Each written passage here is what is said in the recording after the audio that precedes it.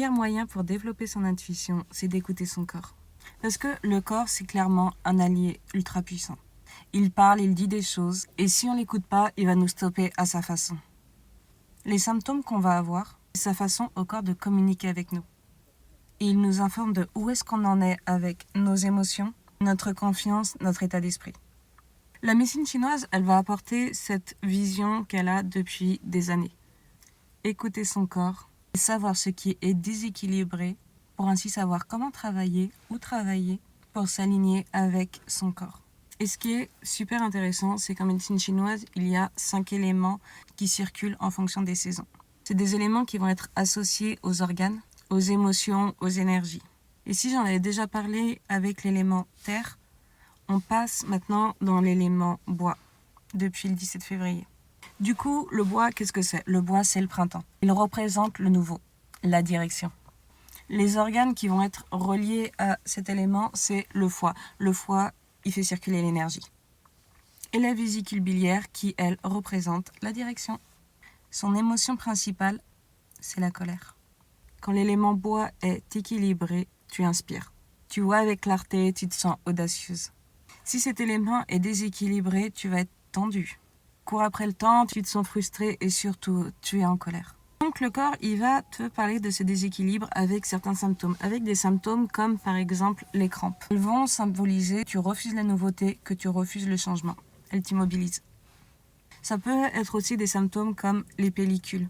Les pellicules, c'est le refus de nouveauté. Quand on veut garder le contrôle sur sa vie et que tu te sens obligé d'aller sur un chemin qui ne te plaît pas.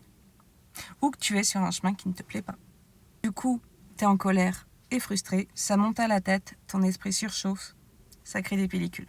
Lorsque tu vas aussi avoir du stress, des vertiges, qui vont eux être liés à la peur de prendre des mauvaises décisions. Donc, tout ça, ces symptômes, ça parle d'accepter le changement, de ne pas contrôler, d'observer, de comprendre sa colère, d'accueillir la nouveauté, de se détendre, de respirer, de s'affirmer, de ne pas courir après le temps. Garde vraiment en tête que le bois n'aime pas l'immobilité.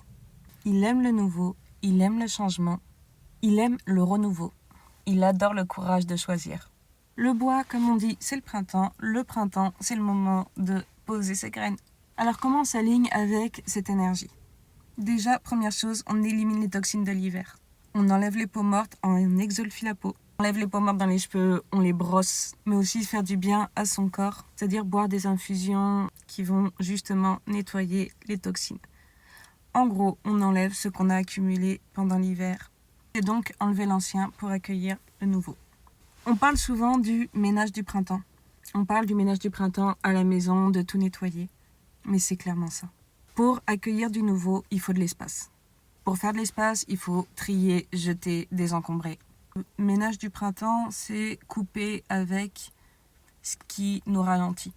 Donc un objet par exemple qui va appartenir au passé, des habitudes qui sont tièdes, des relations qui tirent vers le bas, parce que ce qu'on va garder retient aussi. Vraiment, on réorganise son espace. Et quand je parle de relations qui tirent vers le bas, je pense à moi par exemple avec certains membres de ma famille où au final c'est flou, je dois deviner des émotions, je dois anticiper des réactions, je dois comprendre. Et je considère que c'est peut-être plus nécessaire aujourd'hui, que je dois sans cesse m'adapter à des personnes qui ont l'intelligence émotionnelle d'une huître. Encore, je pense que l'huître, elle s'en sort super bien à côté. Tout ça pour dire que garder des situations qui sont floues, garder des situations sur lesquelles on n'est pas OK, ralentit dans le chemin qu'on veut prendre pour avancer. Donc c'est vraiment réfléchir quel domaine tu manques de direction, est-ce que tu repousses par peur. Bref, sur quoi tu as envie de faire ton ménage de printemps. L'énergie du bois, comme on dit depuis tout à l'heure, c'est se mettre en mouvement. Le bois va détester l'immobilité, alors on bouge, on relance la circulation. Ça va être vraiment prendre l'air, aller à l'extérieur, marcher.